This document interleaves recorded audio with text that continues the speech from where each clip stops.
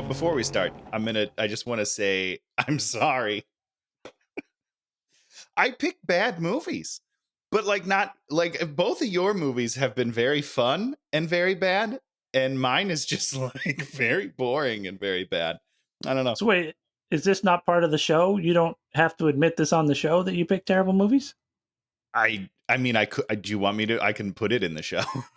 Hey, watch him with Dan and Tony. Hey, watch him with Dan and Tony. It's like watching, yeah. Welcome to episode number 4 Woo. of Hate Watching with Dan and Tony. Yeah, we're doing it. I'm Dan and that's Tony. Hello. This week, Tony picked the movie. What movie did you pick, Tony? I picked a real good one. I picked The Adventures of Pluto Nash. So good. From 2002. Well, I think I think it came out in 2002, but it sat on the shelf for like a year with Warner Brothers trying to figure out what to do with it, and then they just kind of threw it out to die, as you do. And they made the mistake of releasing the movie. Right? Just swallow it at that point. Yes. Just eat it. You know, it's like the Jerry Lewis Nazi movie, you know, just put it in the box, put it on the shelf, and then make it a mystery. So when it finally does come out, everybody's like, they have to see it wow. either way. Yeah. Oh my God. I better buy that DVD. I better download it for $19.99 during the COVID, you know, because I need to see something new and fresh. Got to see this thing that's coming out of the vault, 20 years old. Never saw it. I mean, they only made like $7 million on $100 million budget. So it's not like they did a whole bunch by releasing it. I was going to talk about this later, but I got to talk about it right from the beginning. It's like usually with a bad movie, you go and you do your research and you're like, oh, I found out all these interesting things. Not on this one. I couldn't find anything. Because nobody wants to talk about this movie. Not because it's not spectacularly bad. It's just like, it's like dollar store bad. You're just like, It's the most blah movie I've ever seen in my life. It's amazing. And you're like, Eddie Murphy. I didn't look at the timeline, but what movie was he coming off of? Oh, man, I don't know. But I think that this was kind of at the tail end of like solid movies, right? I mean, this was pre-doc. We should probably pull up the IMDb to kind of see, because I meant to do that. I did it with some of the other people in the movie. Because, you know, I mean, I have the feeling this is right before all the Nutty Professor movies and maybe right after Haunted Mansion. No, wait, Haunted. I think it was right before Haunted Mansion. So it's before. So he moved into this with Haunted Mansion, because we went to the premiere of Haunted Mansion at up on Hollywood Boulevard at whatever the super nice theater was, and it was great. We got to go. There was like, they had like the huge backstage thing where they had the giant tent. They had all these different photo places you could go to. Oh, that's amazing. It was an amazing rollout. I have no idea why we got to go to that. Maybe my wife's mom, I think, maybe got us the tickets somehow. But it was a whole show. It sounds lovely. Okay. So hit us. Let's see where this fits in the oeuvre of Eddie Murphy. Okay, so let's start in 1998 with Dr. Dolittle, the first one. Oh, so Dr. Dolittle 1 was in 98, which was a huge success. Yes, but that same year he also did Holy Man, which was not a huge success. Okay. And then in 99 he did Life and Bowfinger, which I love both of those movies. I'm sure you don't like Bowfinger. Bowfinger is one of the greatest movies ever made. Oh, okay. Why would I not like Bowfinger? I don't. You made a face. I mean, it's Steve Martin, maybe his best work. I think. Yeah, I love that movie. Okay. No, it's a great movie. So then, it's one of Eddie Murphy's greatest movies too. I mean, 100%. It's just, he's brilliant in there. Yeah, so good. Which is interesting. Another double Eddie Murphy. Anyhow. Yeah, double Eddie Murphy. Nutty Professor 2 was 2000. And then 2001, we got Shrek. So stratospheric right now. So he's like, okay, he's crushing the game, killing it, crushing it. does Doolittle 2, something called the PJs. Then he hits in the The same PJs, year. the PJs is a TV show, Okay.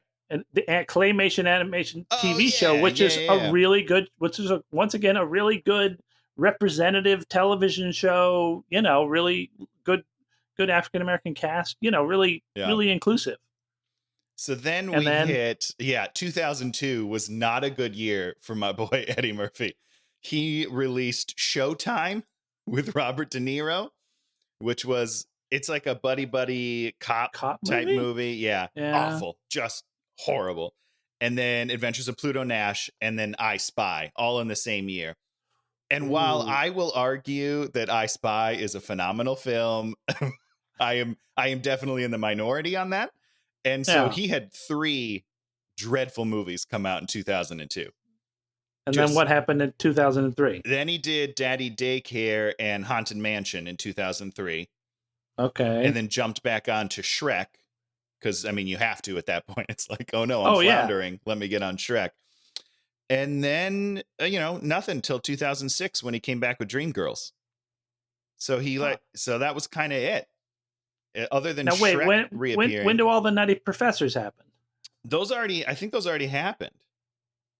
Oh. So Nutty Professor 2 was 2000. Okay. So he's sort of... So the first Nutty Professor was 96. Okay. So it kind of, because you always sort of knew he sort of went into seclusion at a certain point. And I think the reception to Pluto Nash was a little bit part of it. It was, apparently there was a trifecta of pain in 2002. So this poor guy had a real tough year. So Pluto Nash is the story of Pluto Nash, however you say that word, eponymous. I don't know how to say that word. I don't even know what word you're trying to say. It's like EPYNEMOUS. It just eponymous. Titular character, Pluto Nash, who he plays, who's a smuggler who, like, sort of basically minute 1, he has just gotten out of jail. Mm-hmm. And he's gone to visit Jay Moore in the world's dirtiest club. And Jay Moore is doing, like, the world's worst Bavarian. I don't even know what it was. He's wearing a knee kilt. Socks, wearing a kilt, yeah. Like making a thing up, and he comes in there and he's like, "Hey, how you doing? I'm out of jail." Yes, I have first of all, I just have a question again on the logistics of this thing, because how are there no health inspectors? I'm a little confused because he is open. It's not like he's closed down and it's put off to the side. He's genuinely an open restaurant, and it's the grossest thing I've ever seen in my life. And I'm not laughing. Like, I think I'm supposed to think that's funny, but I'm just like, why? Why is it so gross? Why? That's not funny. One of the sort of primary things about this whole movie is the sort of general design. And whenever they do these movies and they try to make like a whole world out of whole cloth, and they have a lot of money, but not an infinite amount of money, you end up with these sort of worlds that are just kind of sloppily constructed. Mm-hmm. And I'm reminded, we were talking about Demolition Man and the other one. When they go to the down below in the Demolition Man, it's sewers, the same sort of way. But Demolition Man, you cut them slack because they don't put the whole movie down there. If the whole movie had occurred down there, you'd just been like, what are we doing? And in Total Recall, when they go to whatever it is, Mars, it's the same sort of, That'll you come have up to, later. Total Recall. You have like sort of one soundstage to sort of build this entire world. Yeah. It feels like, and the world never feels real. It always feels very contrived, very, 100%. just like everything is made by a set dresser who is overworked and unhappy. I think that describes every single person in every single role of making this film. Everyone is unhappy, I think. Yes. I want to see like some behind the scenes footage, because I imagine everyone was just so depressed. Because that's the only way you can make this movie is if everyone hates what they're doing. Well, I think it's the exact opposite. Really? I think this movie is your classic case of the paycheck. They came to everybody and they said, Joe Pantoliano, here's your $1 million. You killed it in the Matrix. You're our character actor. You're Luis Guzman, Rosario Dawson. We each give them this good check. They show up and they're all like, there's not a lot there, and so they just sort of have fun with it, Or did they? They sort of go through the motions of having fun with it. They go through the motions. Yes, they are not having fun. But Randy Quaid as the robot, they're all just sort of doing their thing, and like, well, maybe when they edit it together, maybe when they add the special effects, maybe when this, it's like it's kind of magical thinking where it's like, maybe that +1 will come in there at some point. I understand where you're coming from, but I just see zero joy in anyone's performance except for John Cleese, who I assume didn't have to come to set. He just shot on like a green screen somewhere else, so he had no idea what movie he was in. And he's having his normal John Cleese good time. But everyone else is just so deflated. There's no joy in this whole movie. To me, I don't know. Maybe I'm wrong. I mean, there was no joy. Yeah, no, I'm not saying there's any joy. I'm just like, everybody just shows up and is like, oh, this is a nice party. It's like you go to a typical party. You're like, oh, this is nice. Let me talk to the in-laws. Let me have some of this dip. Your you drive first home move is the in-laws? Dan, you're a strong man. Good for you. You got to go there. So Jay Moore, who's like, opening scene. And I mean, I guess you're right, because everybody tries to they try and infuse in there. Jay Moore's like, I'm intense about what's happening. Mm-hmm. I don't know what it means, and I don't care, but I'm doing a thing. But I'm throwing something out there. So he's the owner of the club, but not really the owner, because then the two gangsters walk in. Right, who owes money. Yes, because he bought the club 4 years ago, didn't pay for anything. He owes $2.5 million, which, once again, cardinal rule of everything. Why are you telling us how much money that is? Doesn't matter. Because, long ago, one of the things I always talk about with improv and everything is, don't talk about money. We don't want to hear about money, because immediately we're going to judge. We're going to say, why would someone give Jay Moore's character $2.5 million? Right, that's on them. How is this in 100 years? How is this club still $2.5 million? There's just all these references. Yeah, I was like, is 2.5 even a lot of money at this point? I have no idea. And they never really tell you if that's a lot of money. And then Eddie Murphy was just like, well, what if I take his debt? And it's like, maybe it's not a lot of money. You're jumping ahead. I'm sorry. I'm confused on the currency of this world. And that's the whole thing, is so that, they're going to pour battery acid down Jay Moore's throat, and Eddie Murphy comes, which is a great move. And Eddie Murphy's like, whoa, who are you? You're gangsters. I was friend with one of your friends who was in the thing. Now we're, it's like, literally, that's the thing about writing is, you can write a line to get out of anything, but the laziest writing is you just keep on writing those lines over and over again until there's nothing left. And there is nothing left. And none of them fit together. That was my problem, is like they pile on and pile on and pile on, but there's never like a cohesiveness, or there's never even like a callback throughout the movie, as far as I can remember. It just keeps trucking on forward, adding on shit. I'm just like, this at the end, it doesn't make any fucking sense.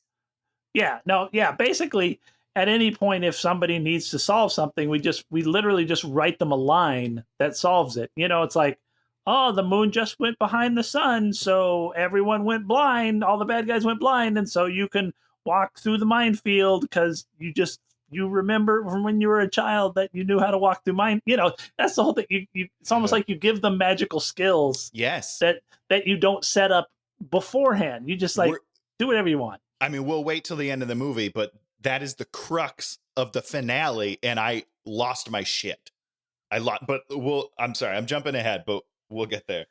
So they're going to pour the battery acid down Jay Moore's throat. And what does the canister of battery acid say on it? I have no idea. What did it say? Battery acid. Okay. I guess I should have guessed that. They literally had like an aluminum canister that they took, and someone in the prop department printed out a sticker that they slapped on it that says battery acid. Because that's because it's not, you just go to the battery acid store and buy a canister of battery acid. Get a pint of battery acid, bring it home. You're fine. So here's my question. In the setup of the movie, Jay Moore wasn't very good. Nope. And that plays an important role in the rest of the movie, him being good. So I was a little confused. I was like, why would you set it up in the beginning that he's not good? I'm fine if nobody's there and it's because he's got a weird, kitsch thing going on or whatever, but he just wasn't good. But you see, that's the whole thing is Eddie Murphy, they write the line that Eddie Murphy says to Jay Moore's character, change your name and do this certain thing because if you want me to go into the mode of doing the whole real backstory that'll be in the novelization. Yes, I do, Dan. The idea of what Eddie Murphy's character, his real skill that they never really lay down is that he can see through the facade of things and tell a person what it is that they can do. Interesting. I'm interested in that.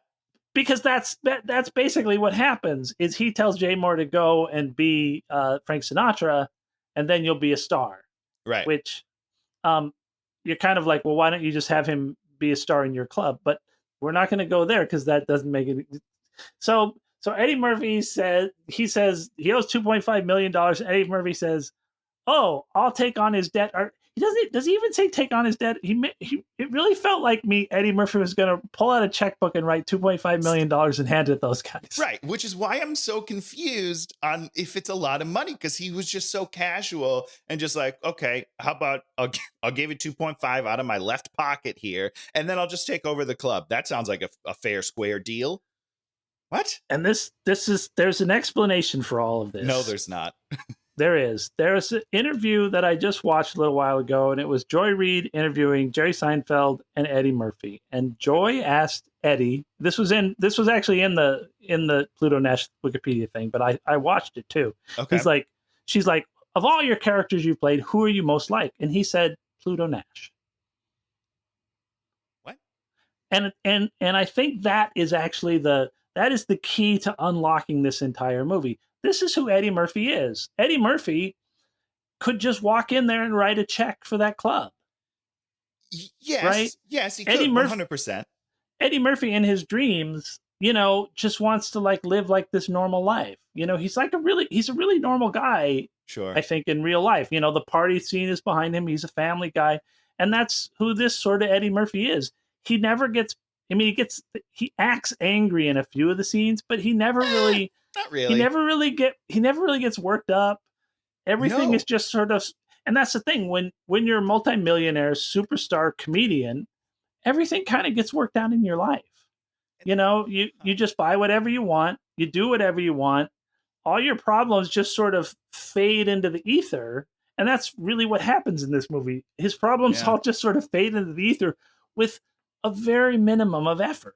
So minimum. He just skates through the main character just skates through the movie and does almost nothing, and everything falls at his feet. He doesn't even get a cut on his finger. No, there's dumb. But I think that is how someone like an Eddie Murphy, I think that's how his life is. And I mean, think about it. If you had infinite money, infinite stardom, you could do anything, you could go anywhere.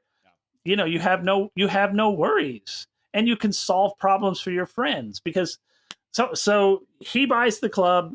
We skip 7 years in the future. Right. What? And the club is hopping. It's thus place on the moon. We didn't really mention we're on the moon.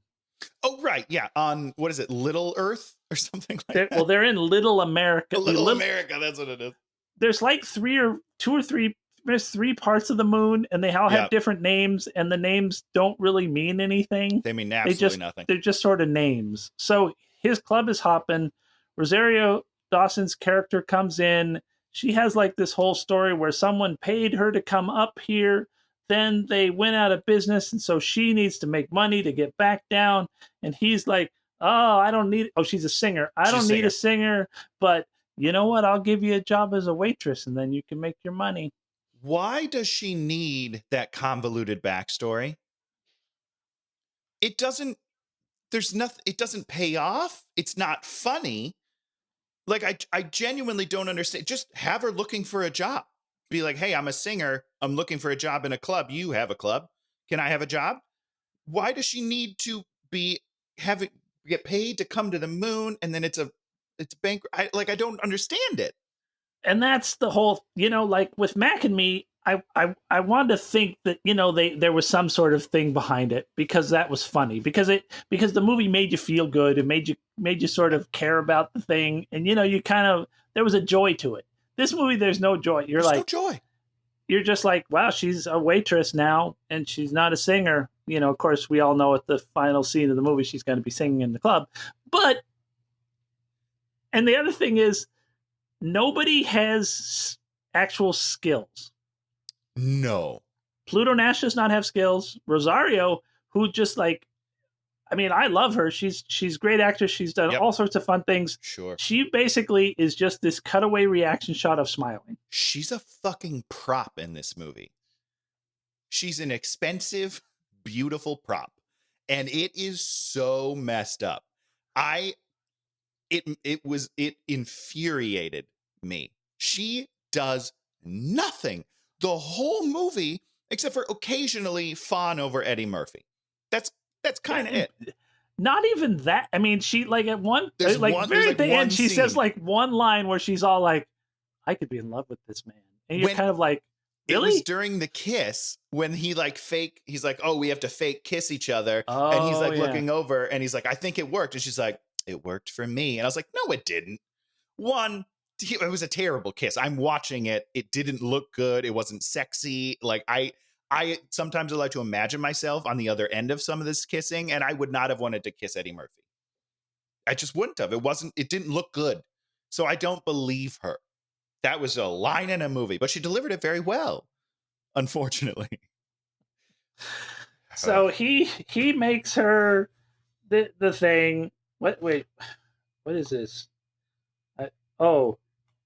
He says at some point, I'm not running a library here. What does that mean? Oh, I don't even remember. The music was too chill in his club.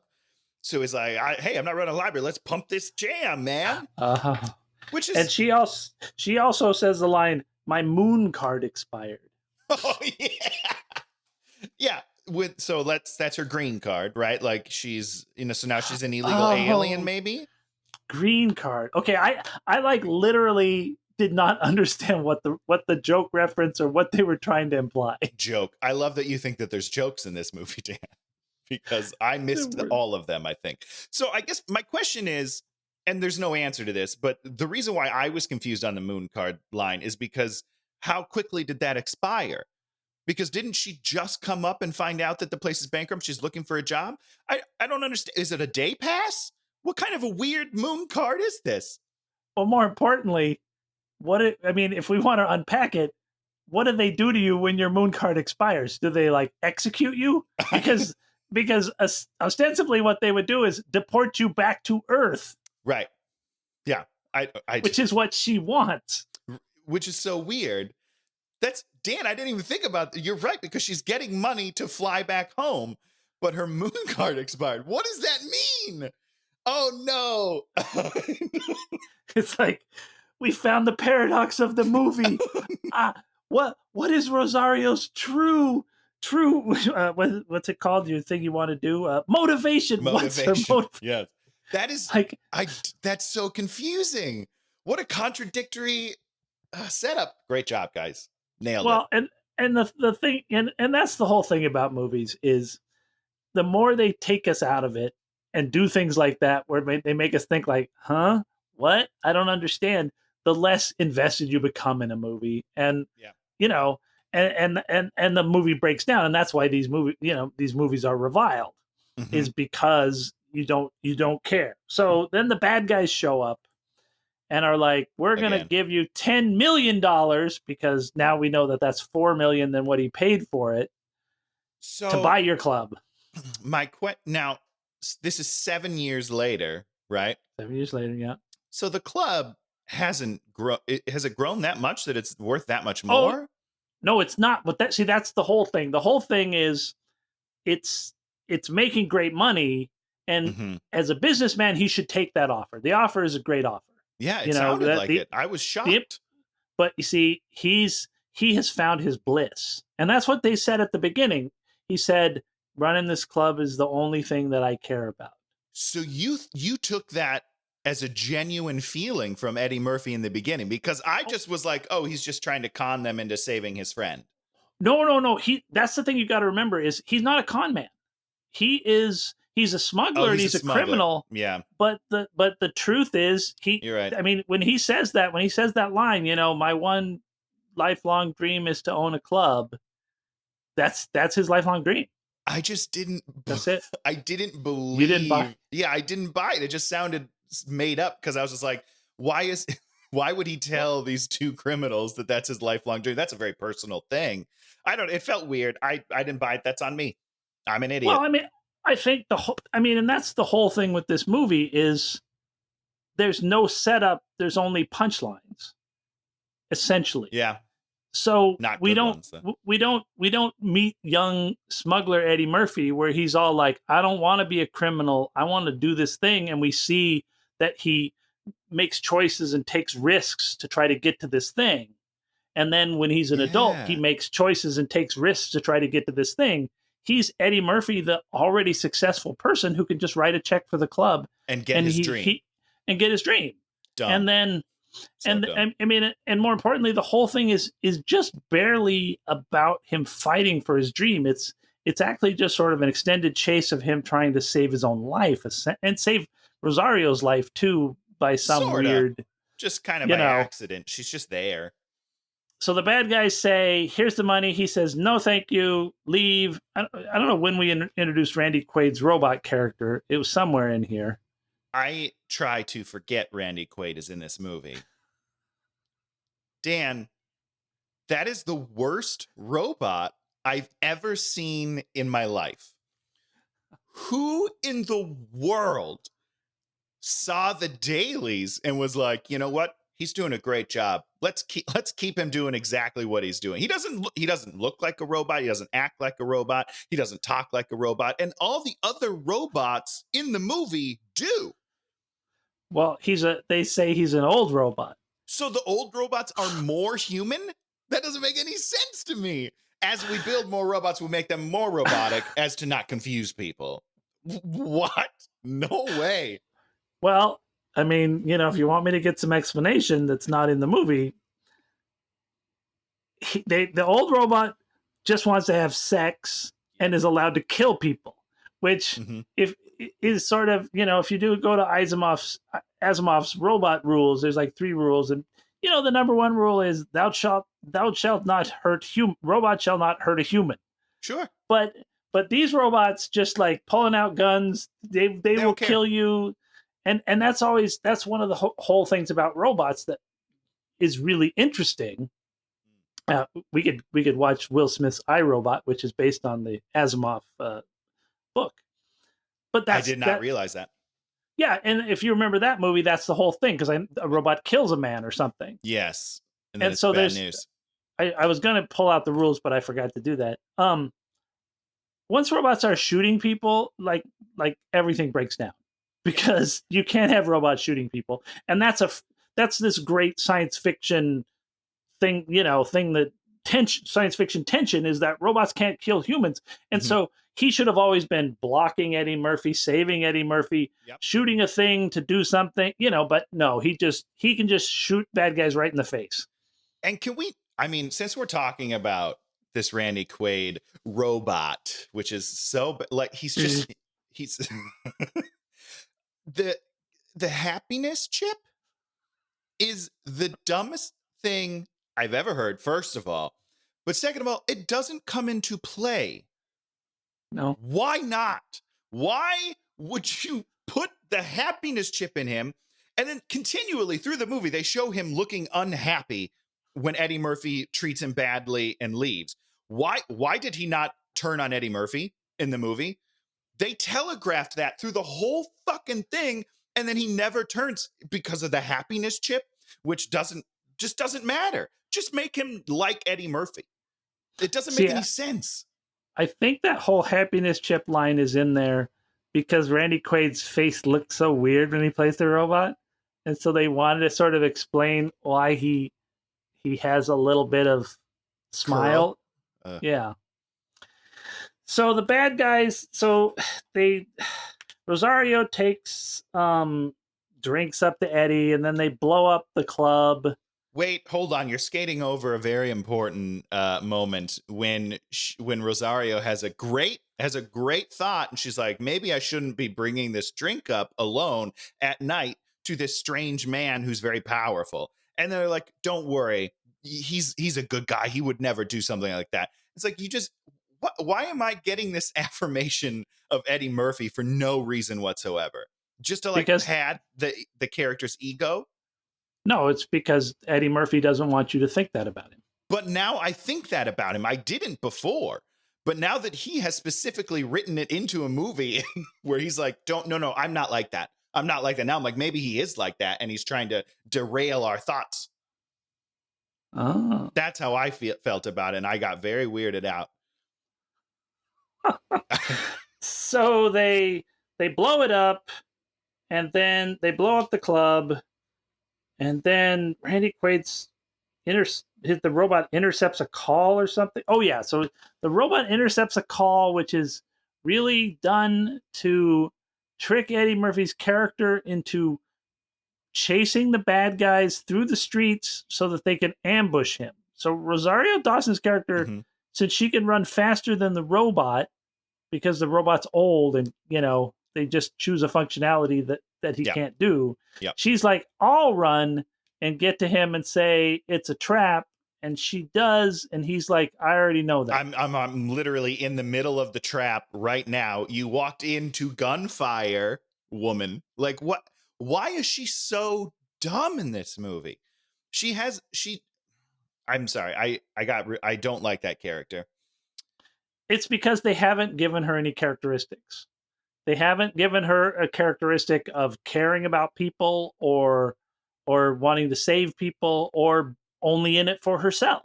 There's like so many different things that she could have, but they've literally given her nothing, like your whole give me a line reading or give me, what's my motivation? They're like, nope. No, nothing. Your motivation Zero. is nothing. Just advance the plot and listen to Eddie Murphy's exposition. That's all you have to do. And then, as I wrote it down here, worst gun battle ever occurs. I mean, it's pretty bad.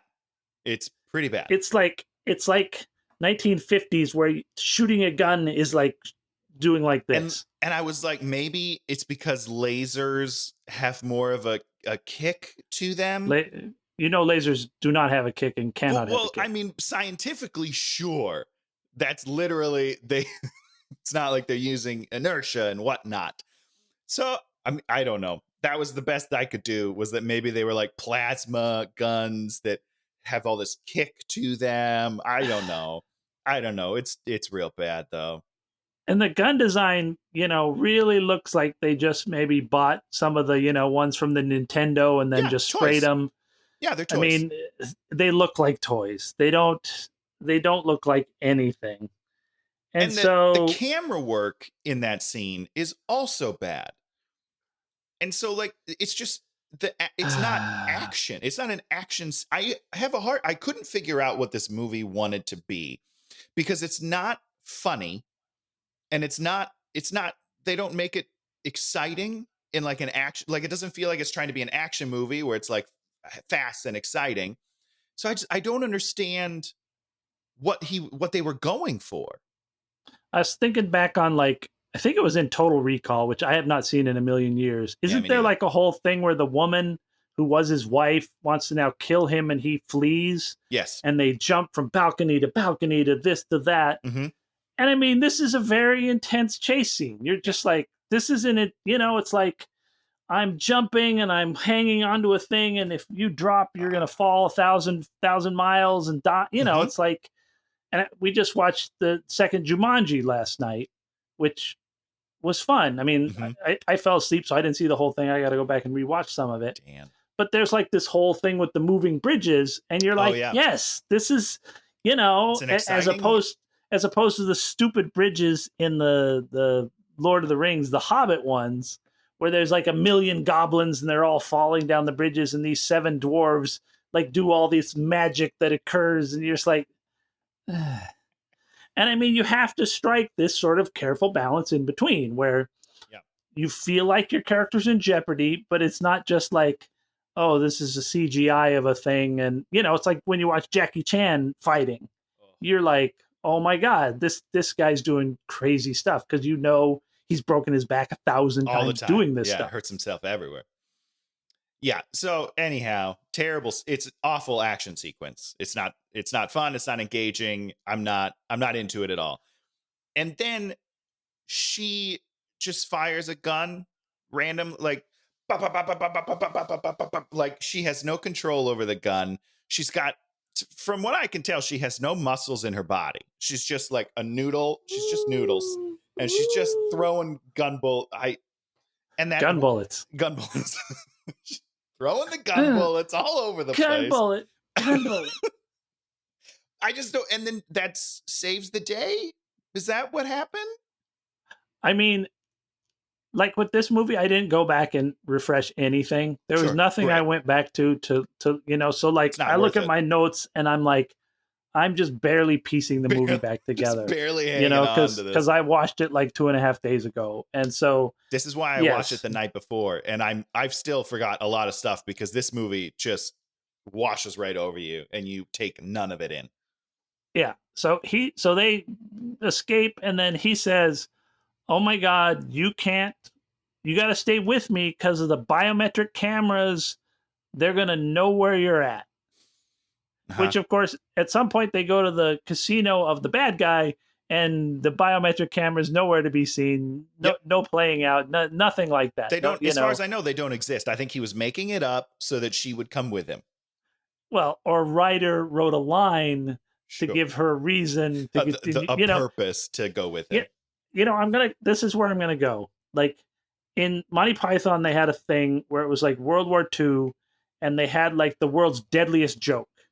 And so you read the joke, you die.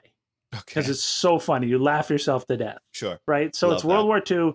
So they figure this out. So they want to translate it into German so they can use it to kill the Germans. Right? But you can't translate it without reading. So you have to do it one word at a time. And then somebody reads 2 words and then they start laughing and die. So, there's this whole thing, and then we get to World War II, and then they're in the trenches.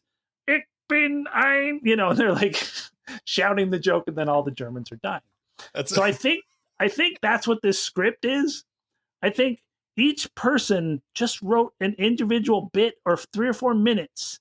Sure. And they never saw the rest of the movie. They just they have this problem in the movie, and they'd say, call this guy. And then the next time they'd say, who did we call? I don't remember. Maybe call this guy. So they just kept calling these different guys. List here. Yeah. And each one of them would give them a solution to their problem. But then when the thing nothing to do with anything else. Yes. When things contradict the earlier things, the happiness chip, it's like, well, Don't worry about it. It was 5 minutes ago. No one will remember. Just keep plowing through, guys. You're doing great. So I wanted to also talk about Eddie Murphy's clothes right now. Oh, okay. Do we have differing opinions on Eddie Murphy's clothes?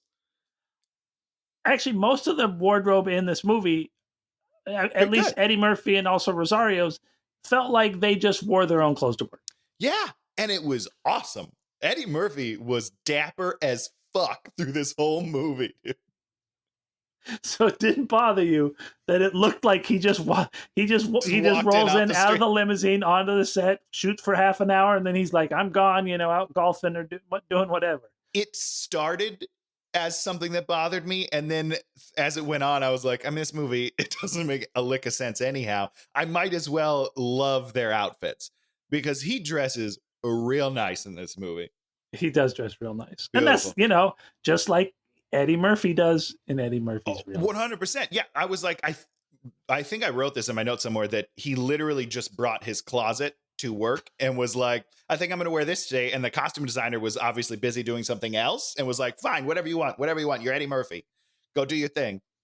Because it's just Eddie Murphy being Eddie Murphy, and it's beautiful. So then we have like a whole thing with Peter Boyle, who's like a cop and something. I don't know.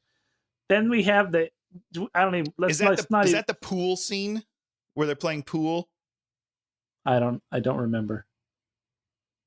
It's about the hotel. So he ends up in a hotel. He has to hide out in the hotel. I don't know. And who's Peter Boyle? Give me, is he Peter the dad Boyle? in Everyone Loves Raymond? Yes, that's Peter Boyle. Okay, then yes, it is the pool scene, and we need to talk about it real quick. You mean like shooting pool? Yeah. Did you not remember them playing pool? First of all, it's the best special effect in the movie. When he does the shot and it goes up on the edge and comes back down? No, but that is cool. Before that, it was the break. So the balls are all in the pockets, and they did like a reverse shot where they shot it or they played it in reverse. So he pushes a button and all the balls come out to the center, and then he hits it. Like, it was just this beautiful moment where it looks like the pool table resets itself, and then he plays forward, which is awesome. It was really cool. I was like, if they must have spent like 3 days on that one shot, and then spent 1 day on the rest of the whole movie together. But I think they just CGI'd that. I don't think they. I think they shot it. I don't know. Really, it you looked think like they shot it in backwards reverse to me, but okay, I could be wrong. Listen, I might be could be overthinking it. Who knows? I wanted What was this your movie to be favorite part of the movie? Well, there's this really amazing shot that they did with the pool balls. And it's a sad comment on the movie itself, but it is my favorite part of the movie. And when you brought it up again, I did remember it happening. You remember seeing it. It's great. And anyhow, that's not even what I wanted to talk about in this scene. Do they ever tell you what year it is? Yes, it starts in 2080. Oh, they do and then tell it you. jumps to 2087. Yes, I think right at the beginning.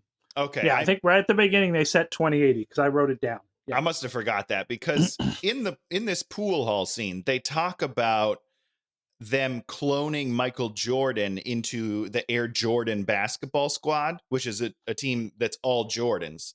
Yes. And I got confused on how to clone things because I thought that you had to have living cells to clone.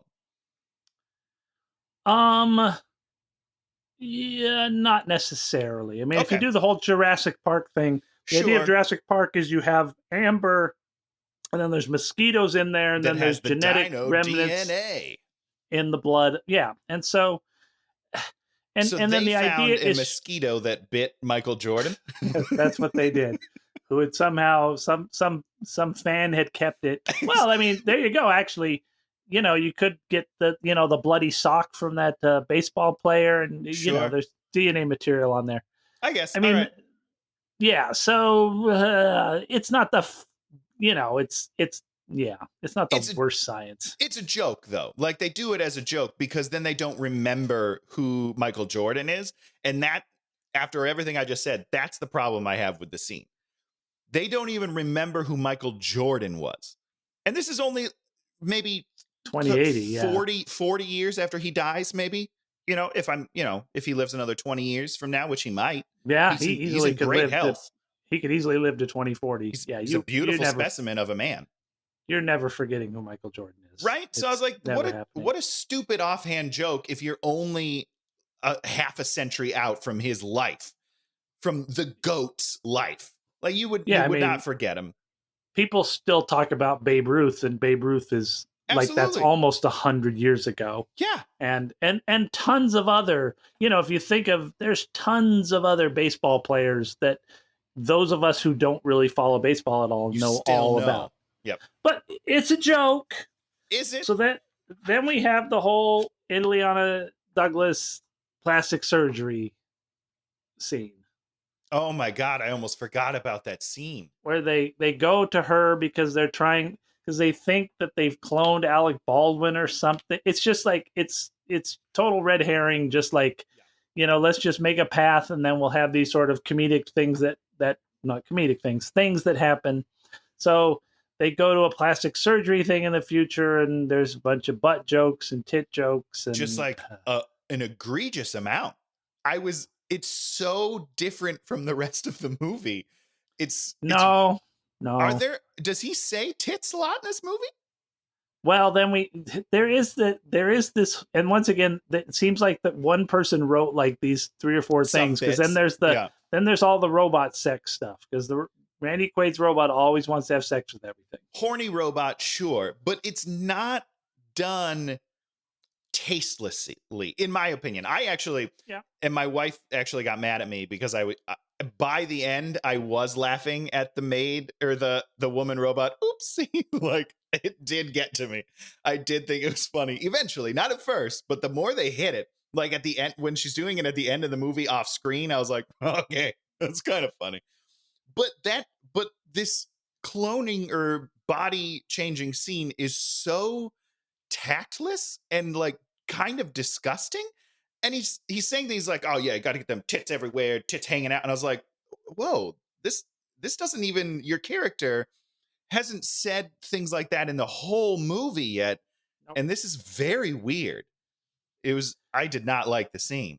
It didn't make any sense with the character that they were building, which is this smooth, suave guy who's not hitting on beautiful Rosario, and like you said later, he kisses her and he's not hitting on, he's not sleazy, but he turns into weird sleazy guy because that's what you need for that scene. Is that's where they think the jokes are.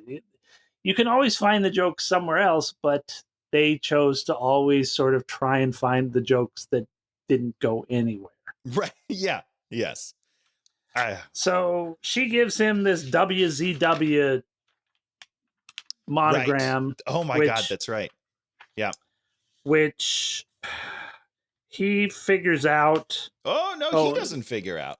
She figures it out. She figures out and then doesn't understand that she figured it out until he has to explain to her how she figured out the fucking clue. I was belligerent at this part. Like she solves the problem and then immediately is like, "Oh, what did I do? Did I help?" I was so mad. So dumb. This was when back when mansplaining was cool. So his mom shows up at some point. Oh my God, yeah. His mom shows up and it's what's her name? From all the blaxploitation movies. Yeah. Pam Grier. Yes. Once again, another person who I'm sure she was very happy for that paycheck. I'm sure she has never revisited this movie. Nor should she. And so she shows up, and then is there another whole gun battle where they have to flee again? Yes, because I think Peter Boyle gets killed. Yeah, and more. Yeah, oh, that's right. Yeah, she like calls them and is like, "Oh, he's dead." Oh. No. That's later. That's later. Because this is because they're like in the layer then. But yeah, there's a gun battle because the mom kills a couple of robots. She shoots a couple of robots, doesn't she? She shoots the day. Yes. So to escape from the hotel, there's another gun battle, which, once again, they literally get in an elevator. Yeah. That's open, and the guy can't like step back on the ledge and just wait for them to come out of the door and then just shoot them to death. Yeah. So there's another. So then they go to steal the car to flee out into the thing, and you say to yourself, "Where's Mom?" They left her. They don't show them leaving her. They don't explain. They don't even give us the stupid line, "Mom, you're going to be safe because you're going to wear a hood and not be biometrically seen," or "Mom, you're going to, you have the ability to turn into mud, so you'll just mud around and no one will see, like." That's you should have written this movie, Dan. That's nice. I love that twist. So they get in, he wants to steal this certain car because it's elegant. I didn't quite understand why he wanted to steal this particular car. I don't know either, but I remember the robot has to like get specific information on it. So it's definitely targeted. They're definitely Yeah, going 'cause for it. I don't know. it's the Chrysler Dakota S5000. Well, you wrote down the name of the car. Wow, Yeah, but then that's good. and that's John Cleese's. It's John Cleese plays the holographic driver. And thank God for John Cleese coming in. It's the only time in this movie that I chuckled was John Cleese's character. When yes, I mean, maybe it's just because I love John Cleese and I was just like, oh, a friendly face. I don't know. But I thought some of his bits were funny when in the car. I don't know. Maybe See, I'm this wrong. movie, none of the. I mean, it's not that you're wrong. I mean, people are always gonna find certain things funny or slightly Sure. amusing. But it's like there's nothing that you can immediately pinpoint and say, oh my god, that bit about the happiness chip, and then all these bad things happen, and then Randy Quaid's character keeps saying, oh my god, what good luck that we just got our arms shot off, ha ha ha. Yeah, not good. It's They not didn't good. It's ever not do funny. anything that. So they drive out to his secret dome where he has all of his old smuggling stuff hidden. We pass by a Trump Realty billboard. Oh, that's right. We also make the Hillary's the $1 bill. The Hillary bills. And both of those jokes are like right next to each other. Yeah, which I thought was really creepy. Yeah, basically this movie is prophetic, but it missed just like this much, you know? They got it wrong, basically. They should have made Trump president, and they should have made Hillary someone that's actually respected and people care about. Great joke. Would have been hilarious. So then we get to his dome, and they play Dancing in the Moonlight, and we get Tony's favorite part of the movie, the sex robot that Randy Quaid's robot wants to have sex with because they're robots. And if I'm going to program a robot, I'm going to want to make it very horny. So there's actually a decent amount of stuff to unpack for this, Dan. First of all, we have to remember that Eddie Murphy set the sex robot up like that. So yes, he did. He is a creep. As much as this movie tries to tell me he's not, they continually show me him being a creep. Even though they're like, hey, he's not a creep. He is a creep. Okay? Actions speak louder than words.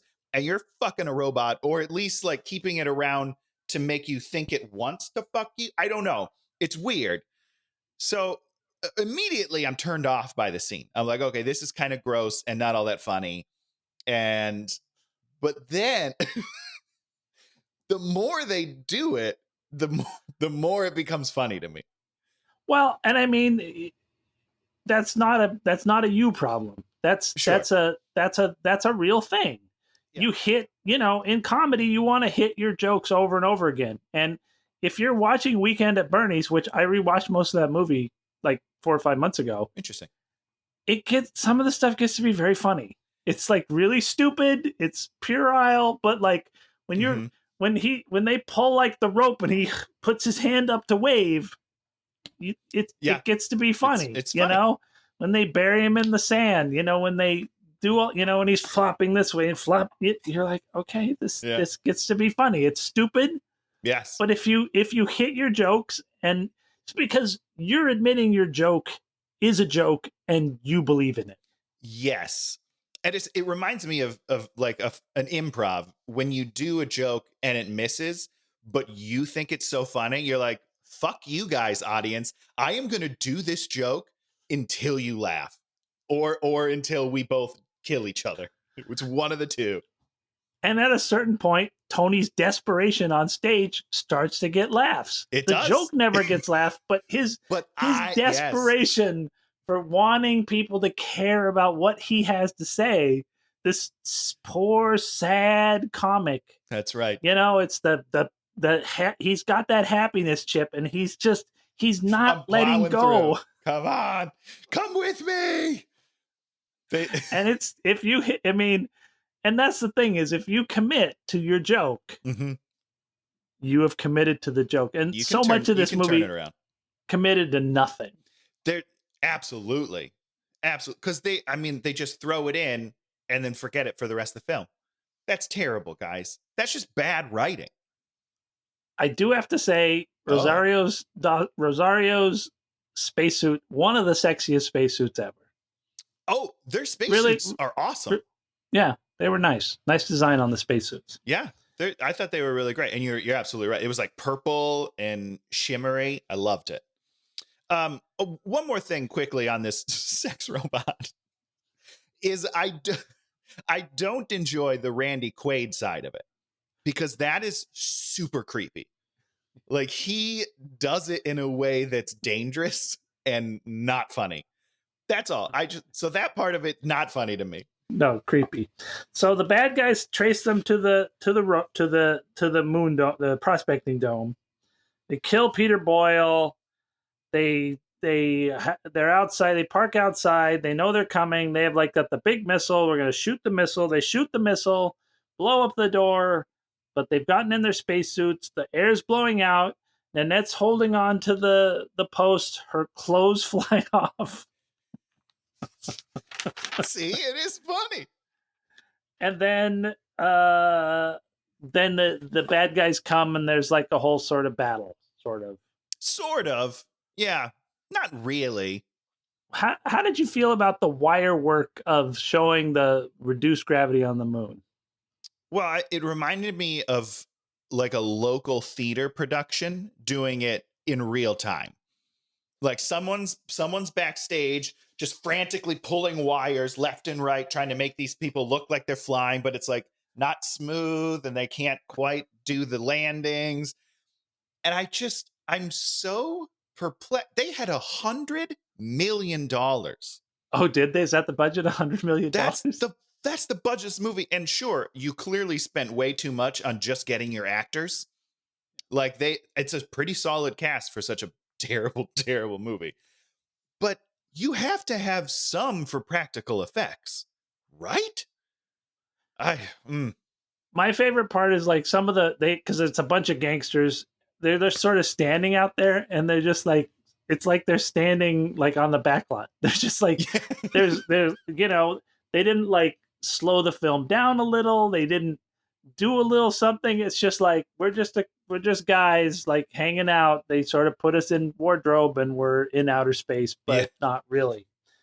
So there's that. There's a big chase through the tubes, these stupid tubes, which was terrible. And they make a big jump and they think they're dead. Oh, so yes, the jump. The car crashes and then they're walking and then they run out of air. And then Randy Quaid's character, the robot, picks them up and somehow he's out of juice. And so they're walking. Low battery. Low battery. So they're out of juice, out of oxygen, Everything. and Luis Guzman's Felix comes driving up in his smuggler van and somehow gets them inside and gets them oxygen before all the brain cells have died. I mean, I didn't look up, how long you can go without oxygen, but I don't think it's very long. It's not very long. So Todd, let's talk about Luis Guzman and this characterization. Okay, so I like him. Not in this movie. In general, I'm a big fan of him. And I will say, again, similar to John Cleese, he clearly wasn't around for a lot of days of production. And so he at least had some energy, which is great. But 90% of the things he says doesn't make any sense. I'm your number one fan. So, which is something. So Pluto Nash is famous? Is that what I'm to believe for being a smuggler? Because everyone seems to know him. I'm a little, whatever. You know what? Don't care. Fuck that. So Luis, he also has a backstory similar to Rosario Dawson that doesn't make any sense. Not similar in nature to the story, but just that they gave him an unnecessary backstory. Tony, if you told me you'd give me $100 if I could tell you any part of his backstory, I would be like, I have lost this bet. It's fine. It doesn't make any sense. I don't even remember. I also don't remember it. But I wrote down that it didn't make sense. No, listen, if anyone watches this episode, they can just go watch that scene and then tell me in the comments what the backstory was, because it literally didn't make sense when he said it. So I was like, is he making up his own backstory? Or is this supposed to have really happened? I don't know. I got confused. It didn't make any sense. So somebody out there, tell me what the backstory was, because I'll tell you right now, I'm not going to go watch this movie again in any capacity. I did it And once. I'm not gonna give you $100 if you tell him. So he takes them to the gambling area where they're gonna look for Alec Baldwin's character. Why is Alec Baldwin in the movie at all? I don't understand. It's a red herring. It's like, I mean, I get it, but isn't that an expensive red herring for this movie? oh, Alec probably comped them. Also, he attacks a photographer in the little clip. Was that Throws post him down him the stairs? Was that post him actually attacking photographers? In my mind, foreshadowing? It was. Yeah. I thought it was actually like a joke on his personal life, is what I imagined it was. But I don't know, because that seems pretty tasteless. Yeah, we needed to make, I guess if you had Hasselhoff, he'd have been eating a hamburger. So, of course, Luis has all this weird crap in the back of his van. And of course, they were in spacesuits. So they're like, oh, can you loan us some of these clothes? Because we know they have to put on the hilarious costume outfit to walk into the casino. Sure. So they walk into the casino with the hilarious outfits. Randy Quaid. Real quickly, hold on. Eddie Murphy's outfit, not hilarious. No. It's, again, beautiful. Yeah. But then Rosario nice. Dawson's is like a little bit racist, but, but fine, So I was just like, why is, again, it doesn't make sense to me that he would just have this beautiful suit for Eddie Murphy just lying around. Because didn't he say he smuggled it from Puerto Rico or something? Why are you taking nice suits, fancy suits? I don't know. Oh man, we didn't do the freeze dried Chihuahua. We can talk about that. No, we can't. So yeah, it's like you're doing the hilarious outfits, and then you don't do it for any reason. No one comes up and says, Pluto, why are you dressed like a prostitute? Yep. We don't. They just sort of. We have about 30 seconds of them wearing these not even hilarious outfits, and we don't even get any payoff from that. Randy Quaid's character wants to have sex with a robot, or breaks a robot, he breaks the arm. He breaks the arm of the casino robot because it wants to have sex with him. Yes, but she's too ugly, so they put Randy the robot in robot jail, and then they really jail. Yeah. We'll get to that. We'll get to that. So Jay Moore's character is here performing. And so Tony Francis, I'm his friend. They're like, how would we know that? Because, it's not like you're someone who he literally refers to as his closest friend, I believe. Right? That's what they said. Who were to understand in the last 7 years, where they basically live 15 minutes apart, have never communicated spoke. Zero. He's never come spoke. To the show. Jay Moore's character has never come back and paid Eddie Murphy back for saving his life, giving him all this. These two best friends have not communicated or interacted for 7 years. I mean, fame will do that to you. You drop people like bad habits, Dan. So, of course, to go to the Tony Francis show, they have to get tuxedos. And of course, they have money. There's no hilarious having to steal tuxedos. They just go to some place and magically have tuxedos given to them. A real fancy tuxedo. And the biometric cameras have not spotted them. Him using his credit cards is not a thing. Oh no, he does use cash to buy the tickets and buy the hotel room. Yes. Yep. And he doesn't want to give their thumbprint. Implying that that's how they would find him, by giving a thumbprint. Yep. But so they go to the Tony Francis show. Talk to me about the Tony Francis show. So again, Jay Moore, not super talented. I mean, he's very talented. He's very funny. I like him a lot in life, right? But as a singer, he's not doing anything for me. I'm not wowed. I'm not like, oh, this guy's got something. He's not good. Why did they pick Jay Moore for this character who's not in the movie that much? He's just in the beginning and the end. So they could have picked anybody. Maybe pick like a singer or someone who's a little more conventionally handsome than Jay Moore, so that I understand that he's, people are charmed by him. I get nothing from this character. I don't understand why he's famous. I would never go to his show. And I think people that go to his show are stupid. So after the show, he gets backstage and goes to Jay Moore's dressing room instantly. Yeah, which there's no security whatsoever. Couldn't do that before the show.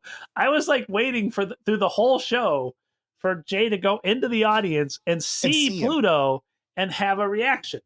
And be like, Pluto. Doesn't ever happen. For writers who continually just write them out of situations, that is the easy out.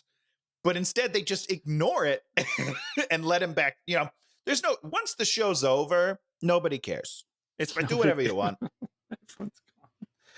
So Jay Moore is going to do like a whole thing where he's like, you can use the secret elevator, and then he opens the secret panel and he's like, you got to jump and do this and that and everything. Mm-hmm. But then the security just comes and arrests Eddie Murphy's character. Yeah. So instead of showing us some adventures of Pluto Nash does nothing. Which, I mean, pretty much the whole movie sums it up right there. And Rosario goes and like breaks Randy Quaid robot out of robot jail, like by basically doing nothing, right? So she didn't do it. He ended up doing it himself because Rosario Dawson's character cannot do anything. She's incapable of the most basic human functions. But she tries to flirt him out of jail and it fails. Yes. Which again, don't believe. Sorry. If Rosario Dawson puts on the charm, you're going to let someone out of jail. What do you need? Do it. So the stupid robot ends up knocking on the door. The guy opens the door and he's like, I got to take a leak. And he's like, robots don't take leaks. And then he knocks him out. What? What are you talking about? How is that the way you got him out of prison? It was so dumb. So we all just end up in the penthouse, and it's time for the big reveal. I'd actually read the Wikipedia, so I knew the big reveal. Did you expect the big reveal? No, I did not. Oh, so you were surprised by it. Okay, so let me do the big reveal. Is disappointed. The bad guy, we're like, the chair's going to spin around. We're going to see Alec Baldwin. But no, it's a clone of Eddie Murphy that Alec Baldwin had done right before he went into jail because he wanted someone to run his casinos or something. So this harkens back to what we were talking about earlier of them adding new information that should have been set up earlier in the movie. Yeah. Because we learn at this point that Eddie Murphy in prison had his appendix taken out. That's never mentioned at any other time to like set this up. The way to do a good twist is that you put nuggets throughout the movie. So when it happens, you're like, oh my God, I should have known. I should have seen that the whole time because the clues are there. And if you watch it again, you should know. But this is just like a random thing. Because that's the thing you could have done. You could have said, oh, prison was okay, except I had my appendix out. And then Jay Moore, who has like two women, he's like, but then you put in the whole thing is like, yeah, you need that appendix cell. You need cells from the appendix but no, you see, you tie it in. So you're like, oh my God, cloning. The appendix is the cloning thing. Right. Great. What a fun reveal that would be at the end. Yes. But instead, the chair turns around and I'm just let down. I'm so deflated by this movie. Here's what I wanted to happen, Dan. Oh, wow. You worked out the ending. I was hoping, I was praying that when that chair turned around, it was Rosario Dawson. Because she's not in the room yet. She's still down with the robot, supposedly. So I was desperate for her to be the bad guy. Ooh. So that the whole movie, she is like leading him to a trap. Because that was the whole thing was like, how did they find me at the dome? Mm-hmm. Wow, that would But have been. instead, it You was actually could. You could go back through that whole movie and do all of these really interesting yeah, things where, where she's like $10 million. That's a lot of money. I mean, couldn't you you should do take something it, with? right? Yeah. So Wow. that is what I was hoping was going to happen. And then to me, that would have totally vindicated her entire character arc, which had, frustrated me up until that point because it's garbage. But if had she then been the bad guy, I would have been like, oh shit, she was just playing along the whole time to bring him to this meeting to set him up. And it wasn't that. Spoiler alert, that wasn't the movie. And so we get the whole they battle, and it's like he's the Eddie Murphy, he's the Eddie Murphy, he's the Eddie Murphy. And did we already do the whole? Wait, did we already do the whole ask the one the other question? The lion and the tiger and the lady. Did we do the tiger and the lady in the last episode? Yes. Oh my god! So basically, we have another tiger and the lady situation. Oh, writers never think of anything new. and uh, and so they resolve it by Eddie Murphy's character shooting the robot. Yeah. Which I was hoping someone was going to say shoot. One of them was going to say shoot the girl. Oh, see again, some drama in the scene, some like actual tension. If I was the bad guy, I would have been like shoot the girl. Right, because the good guy's never going to shoot the girl, but you shoot a robot who's going to be fine. Yep, no problem. So that's here's my rewrite: shoot the girl. Wait, did Eddie Murphy's character didn't have the gun? Oh, he did have the gun. He did. Yeah. So he says shoot the girl. He reaches up to shoot the girl. He shoots the robot holding Rosario. The robot drops the gun. She takes the gun and she shoots the bad Eddie Murphy. No, that's fun. Work. It kind of whatever. Works. You could figure it out somehow, but whatever. So what I was confused about a little bit is if Eddie Murphy had a gun and was able to shoot the robot, why didn't he just shoot the other Eddie Murphy? I didn't totally. I don't know. It doesn't matter.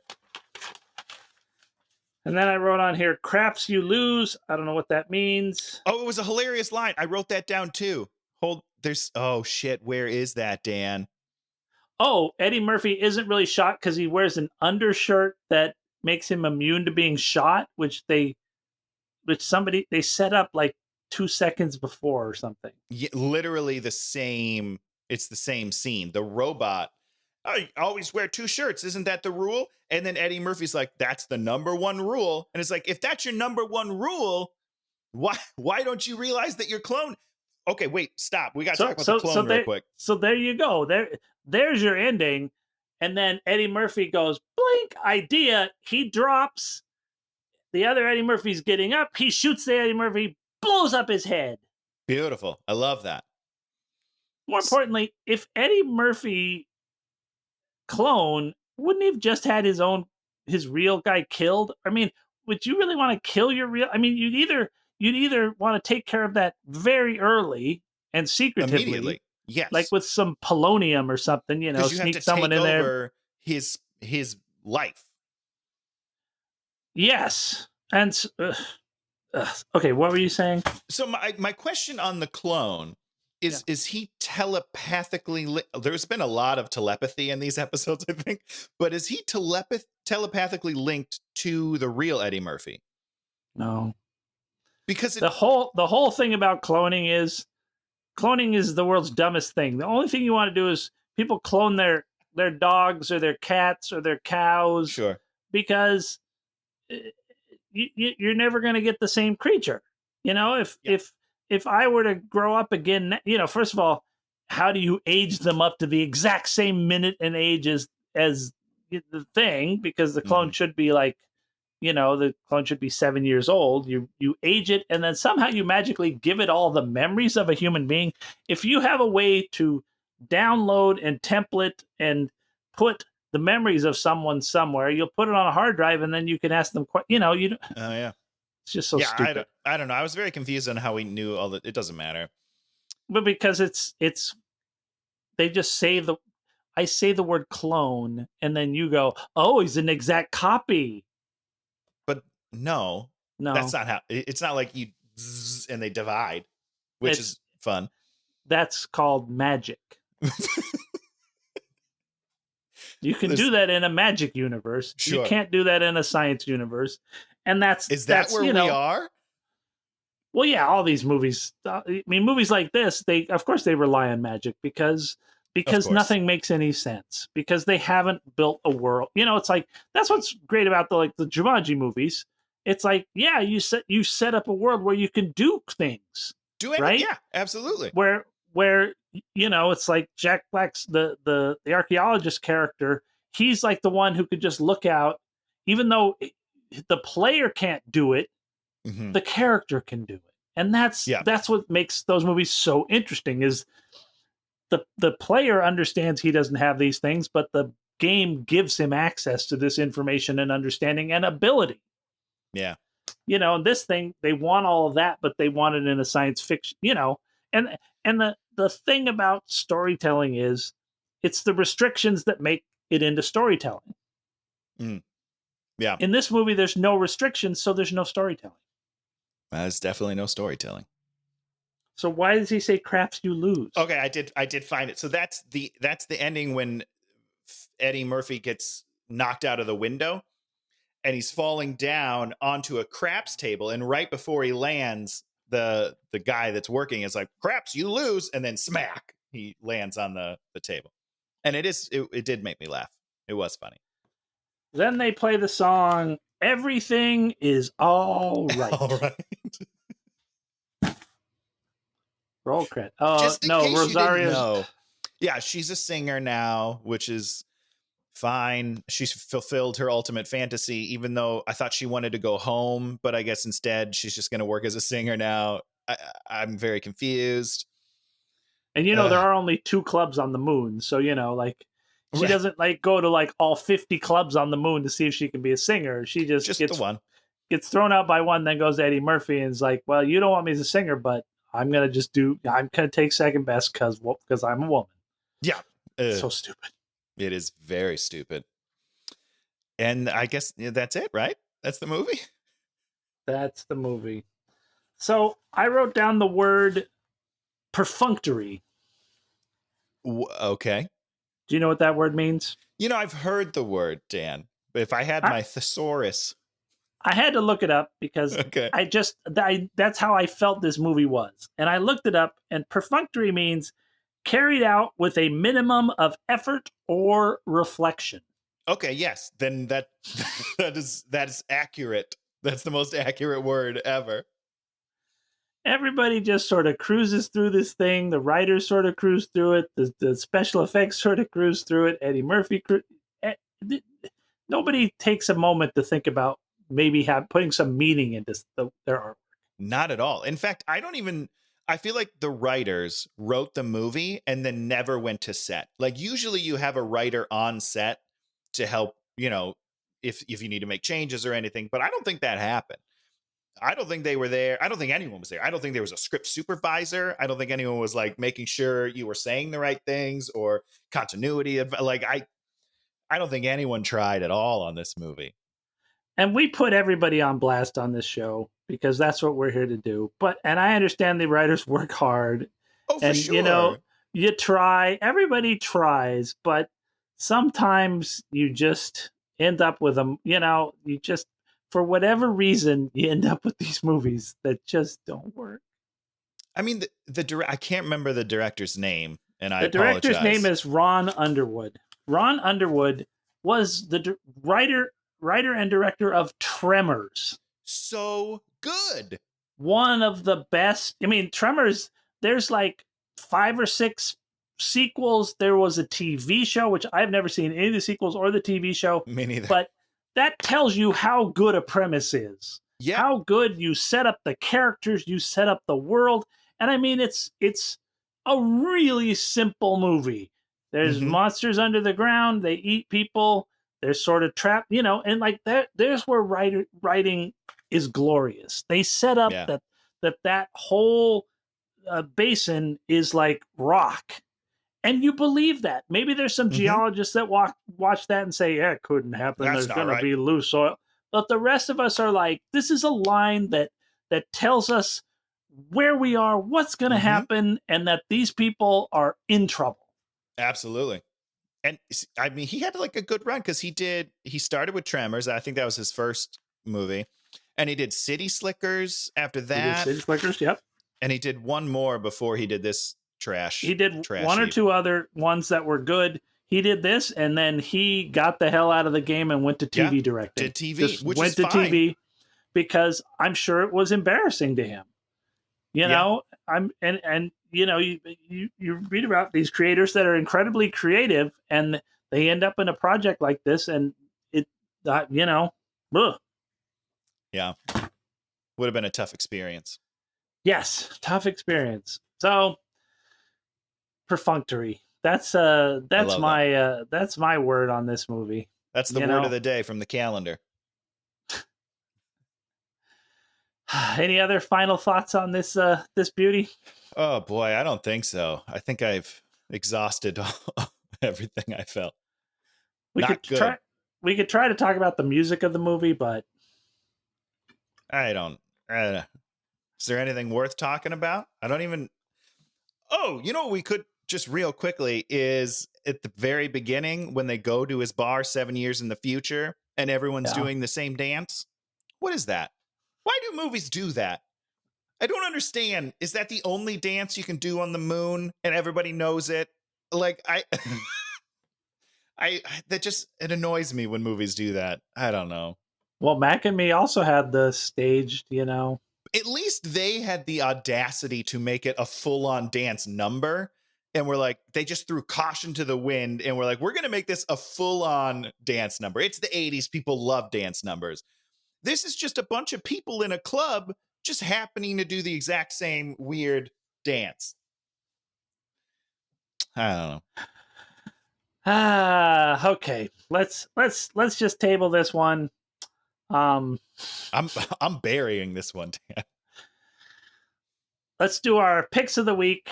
I'm picking a movie. A TV show. I think is on Freeform. It's called Motherland Fort Salem. That's a long name. It is about this alternate future history alternate Earth where we have witches, and the witches end up being part of the American military.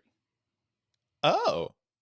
It's kind of a teen drama-ish thing. It's about these three girl witches who have gone into basic training, and they're going through basic training, and so they sort of have them, and then they sort of have this sort of bigger what's really going on with the whole situation. Okay. And then one of the girl witches is like a lesbian, and then her girlfriend is actually working for like the evil witches. The bad witches. That's no good. It's a doomed relationship. Yes, it does not go well. And at a certain point, her good witches like find this out, and so they've got her in the basement. So I think it's like 8 episodes. I watched like the first 5, and now the last 3 have disappeared from on demand. So I haven't seen it. But this show, I think it's Will Ferrell's company did it. Oh, okay. And it's super interesting take on witches. There's a lot of really interesting things, and it's just really interesting genre that is sort of does some teen stuff, but also like sort of digs into some more interesting stuff. So if you can find that on your on demand, maybe watch a little bit of that. I might have to. That sounds great. Yeah, I really liked it. And the young leads are all very interesting, and they're very differentiated, and just the whole cast it's really interesting when you see these really interesting casts where it's just all these they're just picking young actors, and you're just like, many of these people are going to go on to do interesting stuff. Oh, for sure. Yeah. What do you got for us, Tony? Mine might be a little bit of a cop out. I'm not sure. It's a kind of a made for TV movie. Kind of. I'm just going to tell you, I don't know why I'm building it up. Psych 2 Lassie Come Home, which is the Psych movie sequel that just dropped. Of course, when this comes out, it'll be like a month later. But it is everything that I wanted. I've been waiting 2 years for this movie. I've watched it twice this week, and I'll probably watch it again sometime this weekend. It's like coming home to your old high school friends, and just, you just fall back into that same rhythm. That's how I felt when I watched this movie. Of course, you would have had to have watched the series to enjoy this movie. So if you haven't, I would suggest starting at the beginning of the series, because it's all on Peacock. Now, there was a Psych movie 1. Yeah, about I think 2 or 3 years ago, they did a Psych movie, which was also great. And then, so there's 8 seasons of the movie, or 8 seasons of the show. That show has 8 seasons? They do, but it's USA, so they're all like 12 episodes a piece, so they're shorter. Still, that's a lot of content. I know. And then there's a musical, which is a longer episode than normal. And then there's the movie, and then there's a sequel to the movie. And it's all great. Is the movie 2, is it better than the first movie, or is it just all good? It's all good. It's my favorite. It's my favorite show of all time. But, not everyone agrees. So next week, we're going to the dirty 70s. Oh, okay. My ready. wife refers to pretty much all 70s movies as the dirty 70s. And I love 70s movies. I love them to death, because they're just dirty. It's like the sort of, the film stocks they used. Even like you watch the first Star Wars movie, it's kind of dirty, and it's like, I was watching like some of where they were like, redoing it, and it was all sharp, and I was like, this is garbage. Yeah, it looked like it looked like it was shot on video, and I'm just like, no, that look is evocative, and I am a fan of the dirty 70s. And so this movie I have seen a couple of times, and I don't know if I hate it, but I do think I want to go back and revisit it and really look at it from a very critical point of view. I saw it when I was young. I probably saw it again maybe 10 years ago. Okay. And now I want to put the screws to it and see if it's decent or if it's really terrible. 1974, directed by John Boorman. Do you know who John Boorman is? I'm not sure. He did Deliverance. Oh, sure. And he did some other movie that I wrote these things here, and I don't know what they stand for. It looks like it says 1 ounce minimum. I don't know what that means. I don't know. So he did Deliverance, 1974, starring Sean Connery. Okay. Zardoz. What? I don't even know what that is. Zardoz? Oh. I'm not going to tell you anything else about the movie. I don't want to hear anything. You got to watch this movie. You can look at the movie poster. I don't want to watch it. You just got to watch this movie raw. I just want to jump into it. Zardoz, you don't know it. It's a science fiction. It's a future of the world. Post-apocalyptic. Oh, very fun. And this movie is great. It sounds wonderful. Zardoz. I love me some Sean Connery, so I'm very excited. And if you like him wearing like leather short pants, I do. Because that's youngish Connery, right? Oh yeah, I mean, yeah. That's like 50 years ago. Jesus. Yeah, 50. I mean, he's still around, right? Yeah, he's still around. He's still around. So we're going to Zardoz. We're going to the world of Zardoz next week. Let's just one final thing about Pluto Nash. It's called The Adventures of Pluto Nash. Misnomer. There were no adventures in this movie. Nope. Sure weren't. I mean, just think of all the things he could have done that were adventuresome. Mm-hmm. Nope. I mean, they even kind of set things up to be adventures, but then we're just like, I mean, he doesn't really need to do that. Because he just write a check. Yeah. You don't have to do adventures if you can just write a check. Maybe that's the lesson of this movie. Get rich and you're on easy street. There are no problems when you have money. That's the moral. The checkbook of Pluto Nash. End scene. Love it. I'll see you next week, Tony. See you next week, Dan. Bye-bye. Bye.